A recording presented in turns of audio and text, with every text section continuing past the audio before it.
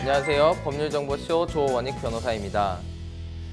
요즘 뉴스에서 가장 많이 들리는 소식은 아무래도 부동산과 관련된 것 같습니다. 온 국민이 어느 지역의 집값이 얼마나 올랐는지 관심을 갖고 있고, 정부는 이를 어떻게 잡아서 경제를 안정화시킬지 고민이 많습니다. 그러나 시장과 정부의 관심이 전부 다 주택, 그것도 아파트라는 특정한 건축 형태에만 집중되어 있는 것은 바람직하지 않다고 생각합니다. 이것은 부동산을 법이 어떻게 규제하고 있는지에 대해서 널리 알려져 있지 않기 때문이 아닌가 하는 생각이 듭니다. 그리고 부동산은 서울에만 있는 것도 아니고 앞으로 각 지역에서 부동산을 어떻게 개발할지에 대한 계획과 향후 이용 방법에 대해서 알 수 있다면 이를 토대로 장기적인 부동산 개발 사업을 생각해 볼 수 있고 부동산에 투자할 부분을 생각해 볼 수도 있을 것 같습니다. 이 때문에 앞으로 수회에 걸쳐서 부동산 공법에 대한 기초적인 법률 정보를 시청자와 공유해 볼까 합니다. 오늘은 국토의 계획 및 이용에 관한 법률의 전체적인 모습과 도시계획에 대해 살펴보겠습니다. 국토의 계획 및 이용에 관한 법률은 부동산 공법에서 가장 기본이 되는 법률이라고 할 수 있습니다. 앞으로는 줄여서 국토계획법이라고 하겠습니다. 국토계획법은 국토의 이용, 개발과 보전을 위한 계획의 수립 및 개발 행위와 같은 집행에 필요한 사항을 정하고 있습니다. 즉, 이 법은 토지의 이용 계획이라는 한 축과 개발 행위라는 다른 한 축으로 구성되어 있습니다. 토지의 이용 계획에서 가장 중요한 것은 도시, 군 계획입니다. 앞으로는 군을 빼고 도시계획이라고 하겠습니다. 도시계획이란 특별시, 광역시, 특별자치시, 특별자치도, 시 또는 군을 한 단위로 설정하고 있습니다. 우리가 지방자치법에서 특별시, 광역시는 광역자치단체, 시, 자치구, 군은 기초자치단체로 구분했었는데요. 이것과 다르게 국토계획법은 하나의 도시계획으로 계획을 수립하기에 용이한가를 기준으로 도시계획을 세웁니다. 이게 좀 헷갈릴 수 있는 어려운 개념인데요. 예를 통해 확인해 보겠습니다. 경기도 성남시는 기초지자체입니다.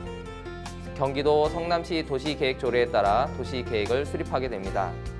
하지만 서울특별시 마포구는 기초지자체임에도 불구하고 자체적으로 도시계획을 세우지 않고 서울특별시라는 광역 단위에서 도시계획 조례를 수립하여 도시계획을 설정합니다.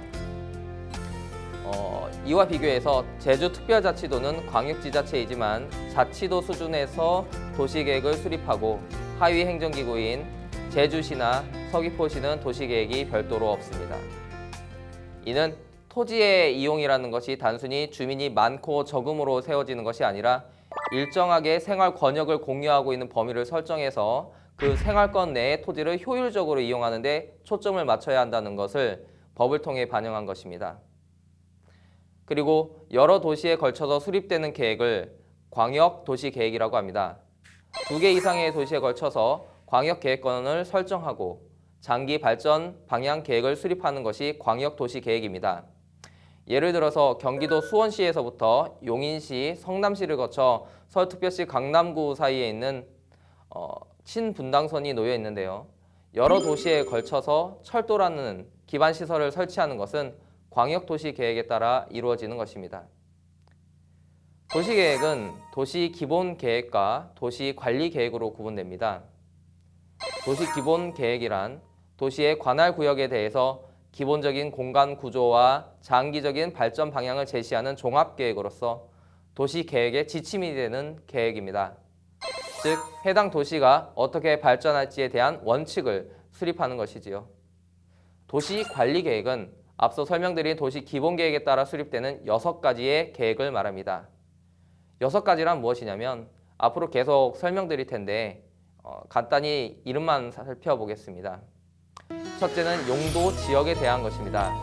여러분이 많이 들어봤을 용도 지역은 주거지역, 공업지역, 상업지역, 관리지역 등이 있습니다. 둘째는 용도 지구에 대한 것입니다. 예를 들어 고도 제한지구, 경관지구 등이 있습니다. 셋째는 용도 구역에 대한 것입니다. 개발 제한 구역이 대표적인 예입니다. 넷째는 기반 시설에 대한 것입니다. 철도, 도로, 학교 등이 기반 시설입니다. 다섯째는 도시 개발 사업과 도시 정비 사업에 대한 것입니다. 재개발 생각하시면 이해하시기 쉬울 것 같습니다. 여섯째는 지구 단위 계획입니다.